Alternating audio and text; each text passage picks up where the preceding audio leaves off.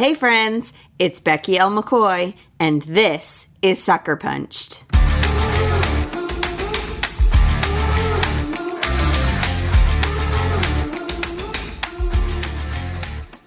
Hey friends, and welcome to episode 54 of Sucker Punched. Today I'm talking with my friend Kate about some stuff. Before we get there, this past weekend was the Brave Together virtual retreat, and we talked about perseverance and what it means to persevere when life is hard, what it means to look like to rest, what it means to invite other people into your persevering. I was so encouraged. I think one of the highlights for me is just hearing women tell their stories and remembering that courage. It's not something that only a few people are good at, and only in like really heroic situations, but that we're all brave in our own lives, in our own ways, and that's all good, right? Like that there's no competition of who has it worse. And the chat room was just wonderful, like encouraging each other and sharing parts of our own stories and getting to know people better. And it was really great. So if you missed it, don't kick yourself too hard, because if you head over to the shop, you can get the audio version of the retreat. So you can still listen to all the sessions. You can put it on your phone, listen on your commute while you're doing the dishes, whenever you like to listen to like podcasts or sermons or books or whatever. You just throw the Brave Together virtual retreat in there, and you can listen to Grace Picho talking about persevering and enduring. She ran a marathon and it was just excruciating. I talked about persevering during disappointment. Other people talked about rest and community, and even just defining what is perseverance. And then we had 4 women just share stories of persevering and living bravely in their own lives. And I just felt so refreshed and encouraged and kind of ready to jump back in to life and the particular challenges that I'm facing at the moment. And so I just don't want you to miss out on the opportunity to experience that too.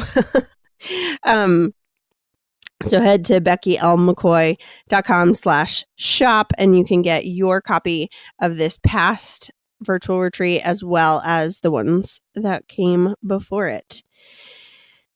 So this week I love listening to Annie F. Downs' podcast, That Sounds Fun. She has people that she's real life friends with on the podcast, and they just talk about real life stuff. It ranges from, like, Annie says her 2 favorite things are soccer and the Enneagram. So those 2 topics come up a lot. But this latest episode with her friend Andrew Rip just really, man, I went back and listened a couple times to a few parts because it was just so beautiful to listen to 2 friends processing some of the really hard parts of Andrew's story. And they talked about he and his wife have struggled with infertility and the disappointment that comes with that. And then he said this, and I like legitimately was like, what's the timestamp right now so I can go back and listen to this part again and again and again and again.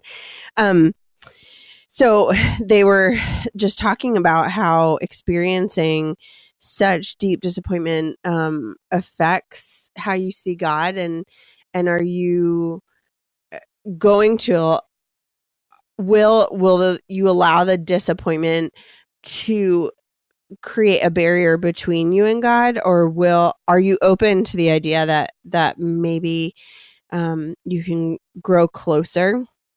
And he says he felt like God was saying, we can handle disappointment, but we can't live without hope.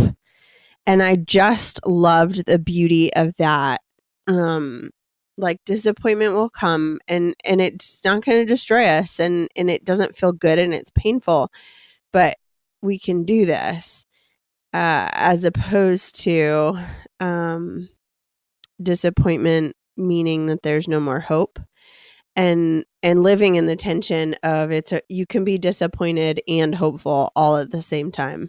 So definitely head over to Annie's podcast, That Sounds Fun, and listen to her episode with Andrew Rip, because it was just really wonderful and encouraging, and I thought it was interesting just to hear them speaking specifically about disappointment in the middle of this series on disappointment. This episode of Sucker Punch was brought to you by Truce. It is this great app for people looking to kind of keep kids' schedules and information organized. It was specifically organized or developed for divorced or separated parents looking to have a simpler way to manage families when you're in a co-parenting situation. You can use it to log custody time, document expenses, manage your family calendar, send messages, store documents. Everything is super easy to get to. It's dated and time stamped. So there's just a lot of accountability with it. You can generate reports and things that just keep track of everything for you. And so sharing all the information is really easy.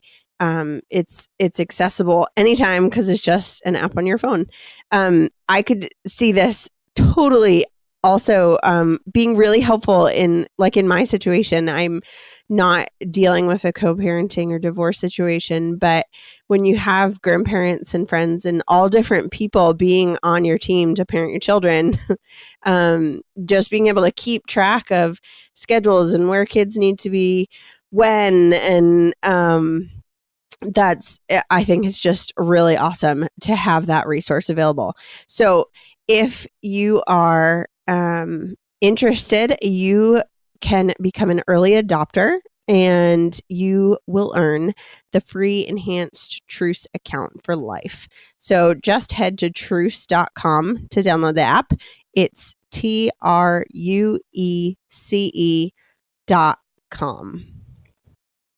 All right. Today I'm talking with Kate Motaung, and it's just one of those stories where, you just kind of listen and you're like, no, please don't end up the way I think it's going to. But Kate has done such a good job of processing this story. And I think one of the things we often rush to do is to figure out the lesson that we're supposed to learn while we're in the middle of the mess. And sometimes we have to wait until the mess has gotten cleaned up to be able to learn the lesson. And Kate has really done that. And we talk about her book, A Place to Land, a story of longing and belonging. And she does a lot of that processing through the book. So I'm going to stop talking about my conversation with Kate and just let you get to listen.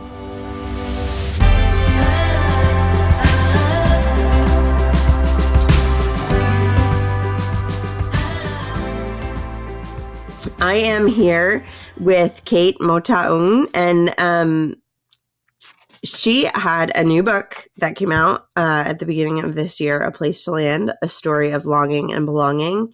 And we're going to talk a little bit about that and just about the disappointment that came in the stories of that kind of ended up in developing that book. So tell us a little bit about the book, about a story of disappointment, kind of how it all came together. Sure. Well, thanks again for having me, Becky. I really appreciate it. So the book is a memoir, and when I turned 21, I moved to South Africa for what I thought would be one semester of college, and that turned into 10 and a half years of living in Cape Town. I met my husband there, and we got married and had our 3 children in South Africa, one of whom is adopted. We had 2 kids biologically first, and then adopted my husband's biological cousin when he was 6 and a half. And during my time in South Africa, my mom was diagnosed with breast cancer, and she was a single mom. And I was faced with the decision, this was actually before we got married, faced with the decision of, do I stay in South Africa or do I go back to the States to be with her and to help her? And it was a difficult choice, and I really wrestled with the Lord as to what I should do. But I ended up staying in South Africa, and the Lord was very gracious to care for my mom. During that time, she went through chemo and radiation and various surgeries, and then actually went into remission, which was a huge blessing. And that's when we then adopted our oldest. So this was now a few years after being in South Africa. And we had plans to move to the States. So I'm trying to sort of condense the story a bit. But after we got married, had 2 kids, adopted one, we thought, okay, now would be a great time for us to spend a bit of time in the States. My mom then went into, she was re-diagnosed, the cancer returned and metastasized through her bones, lungs, and liver. And we had already decided ahead of time that with my husband that if we had kids, then we would, if the Lord willed, we would spend the first 5 years of their lives in South Africa, and then the second 5 years of their lives in the States, if we could, just so they could have time with my side of the family and get to know the culture and build relationships. So that was our plan. But as most people know, the Lord doesn't always have the same plan that we might have. So we planned that and had everything in place to move back to the States. My mom's cancer had returned. We wanted to be with her. And we found out that as an American adopting a South African child, I would have to reside in South Africa for 2 full years after the adoption was finalized. Oh, my word. So that was a real setback. Obviously, that was a huge disappointment, and it took us all by surprise. It wasn't part of our plan. And it was a real challenge. I really wrestled with the Lord, like, why did you allow this to happen? Why are you doing this now? My mom's sick. We planned to go. And now I sort of felt stuck in that country. And so that was one of the biggest disappointments for me in the grand scheme of things, as to it felt like a real roadblock and a real pause in what I thought was a progression towards us moving to the States. Sure. Yeah. What was the hardest part of all that? I mean, that's a lot of disappointment. It's like not just not getting to move to the States with your family, but not knowing what your mom's health is going to be like, and your own plans kind of getting thrown out the window. Like, what was the hardest part of all that disappointment? Yeah, I would say the hardest part was actually just questioning the Lord's will and almost doubting his plan and his sovereignty and his provision for us, and asking him, why would you do this? Really questioning God as to what he was doing in the midst of that. Yeah. That was probably the hardest part for me, was just that faith struggle spiritually. Mm-hmm. Yeah, that is really, it's not just like, oh, that's a bummer, Right. but like, God, are you still there? Are you still good? Are you still God? Do you still have a plan? Is there a plan at all? Do I need to come up with a new plan? Like, what's going on here? Yeah. So what happened? I mean, because obviously you're not still right in that moment. So did the disappointment resolve? Was there a new plan? What did your family do? Yeah. So I realized thankfully, I realized pretty early on after we found out that was what we had to do. Was I had to reside there for 2 years. I mean, the adoption was already finalized, and there was really no way around it. My son could have visited the States for up to 90 days, which we did visit for about 6 weeks after hearing this news, but we weren't able to move over in a way that he could live here at that time. So I really started praying and asking the Lord to help me, and he did. And one of the prayers that I believe he gave me to pray was just, Lord, help me not to be bitter about this. Help me not to be bitter towards God or towards anyone else. If my mom or even my dad, who was much older, is still much older at the time, that if either one of them would have passed away during that 2-year period, I just prayed, Lord, please help me not to be bitter about this, bitter towards him or anyone else. And in the end, we did have to stay, and my mom did pass away during that 2-year period. So we didn't get to be living in the States. We did get to spend 6 weeks with her before she passed away. We all came over for a visit to the States, but she did pass away. And so in a sense, it wasn't my plan, and yet God really did answer that prayer to help me not be bitter towards him or anyone else in the midst of it, to instead of, even though I had those questions and doubts about his goodness in the very beginning, he helped me to really replace those with a trust in his plan and his purpose, that yes, he did that for a reason. And even if I might not know what that reason is, that he is still good. It doesn't affect his character or his love for us because of the fact that we didn't get what we wanted.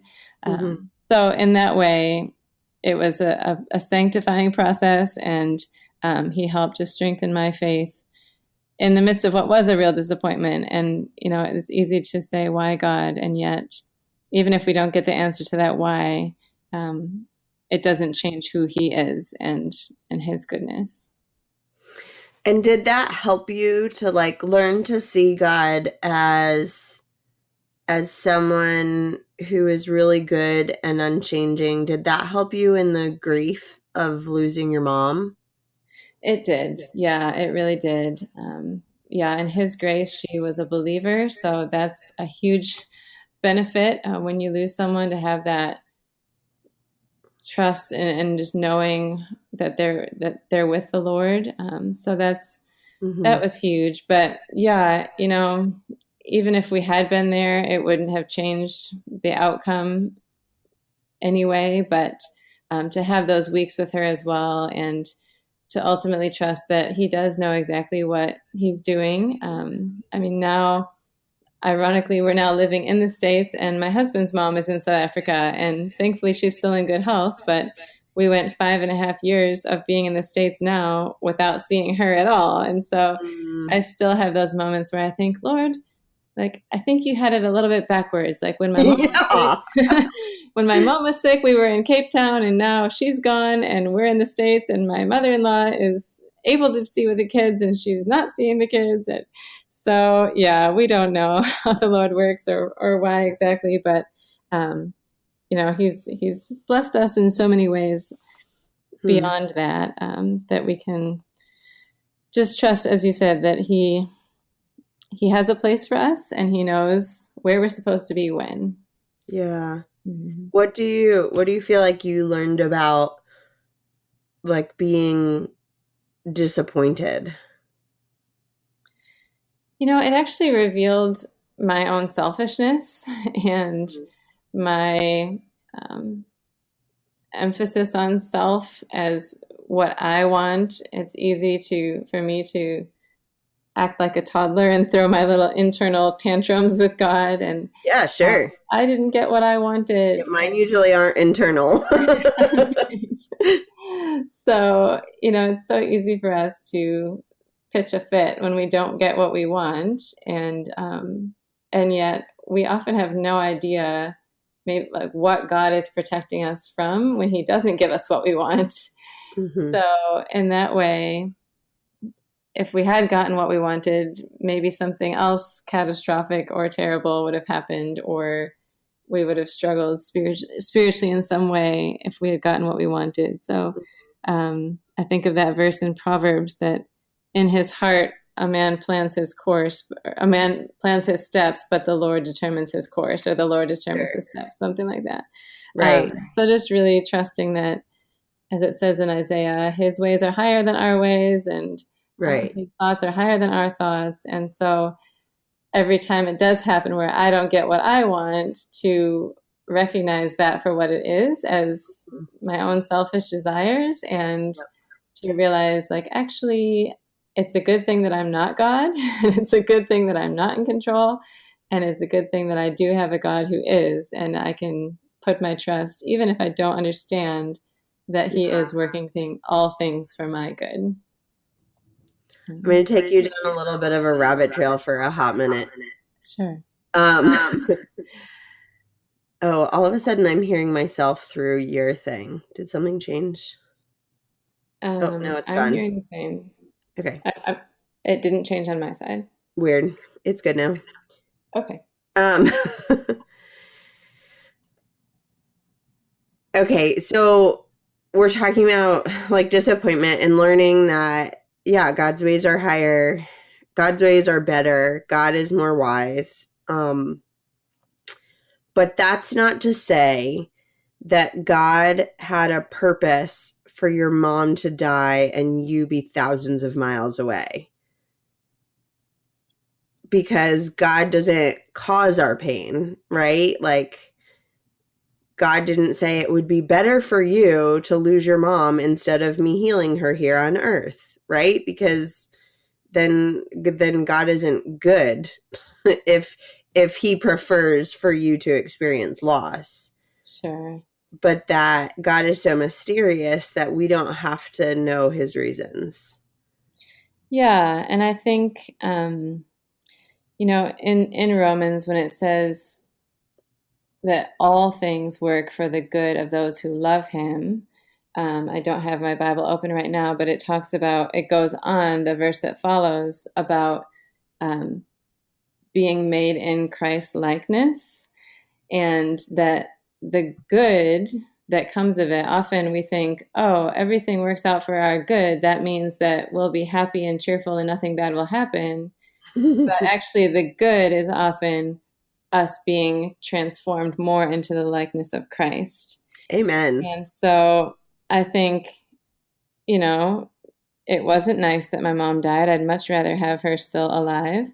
And I know you've experienced loss as well in significant ways, that we would much rather have our loved ones still with us. Sure.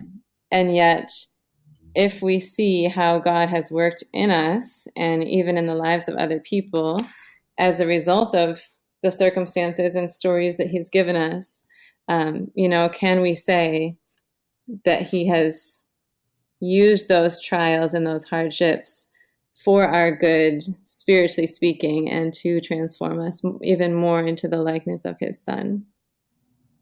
Does that make sense? That's so good. I'm just sitting here, like, soaking it in. Keep going. No. But I think that's because it's so easy. I think Christians, a lot of time, we try really hard, because God is good, to, like, be able to wrap everything up into a super nice and tidy little package that makes sense. And sometimes it just doesn't. So, anyways, I think going back. So, go ahead. Oh, I want to talk about your book.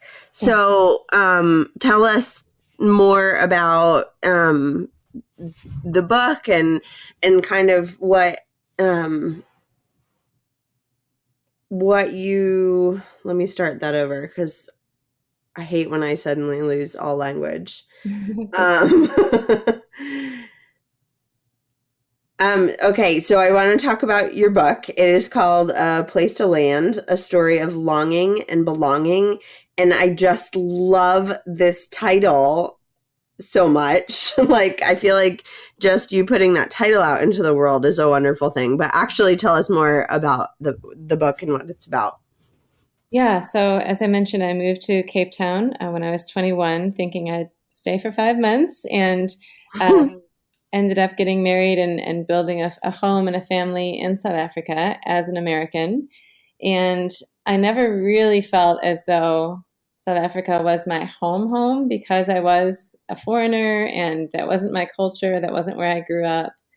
And yet, whenever I would visit the States during that time, I also felt as though my hometown had sort of moved on. It had changed. I had changed so much after my experience in South Africa that I didn't really feel at home in the States either. I felt like an outsider there as well. And so I had that tension of where is my home, and really questioning and feeling unsettled, and that I didn't really have a place that I belonged. And then, as I mentioned, my mom passed away in 2011. And because she was a believer, after she died, I started thinking a lot more about heaven. And then it bothered me that why am I only thinking about heaven more now that I know my mom is there? Why wasn't I obsessed with heaven and eternity and longing to be with God just because God is there? After my mom passed away, really realized that it's okay to feel unsettled here in this life, no matter where I'm living, because as a Christian, this is not my home. I'm not supposed to find home here. And as believers, our home is with the Lord. So the book is a memoir, but it really wrestles with that question of where is home. I talk about my parents' divorce when I was 7 and how that impacted my view of home, like growing up in 2 different homes there. And then once I was in Cape Town, we moved 10 times in 10 years from rental to rental to rental. Oh man. So I was feeling as though I wasn't really established there either. But just encouraging readers that it's okay to feel that way in this life because there's something more for us. Wow, that's really great. Everyone read this book. And then leave reviews because it is, Kate came on here to share her story with all of you, but I like to say often that a huge driver of the book industry is the reviews that people leave on Goodreads and Amazon. And so if you like someone's book or anything about them, leave them a review so that they get to produce more work. Wow. I just love everything about this book. So thank you so much for sharing the book and your story and all of that with the world. I know that it can be really overwhelming to share the most vulnerable parts of your life with strangers. Oh, thank you. Thanks, Becky. Well, tell everybody where they can find you, connect with you, follow what you're working on, and kind of see the rest of your story unfold. Sure. So my website is my first and last name, katemotaung.com. And if you go there, you'll find links to social media. You can find me on Facebook, Twitter, and Instagram. Awesome. Thanks so much. Thanks, Becky.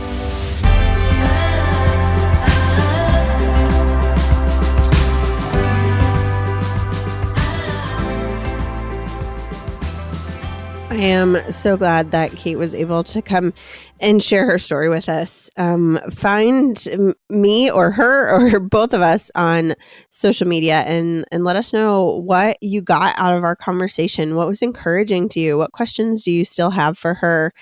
And has it encouraged you to take some next steps in your own life and in dealing with your own personal disappointments?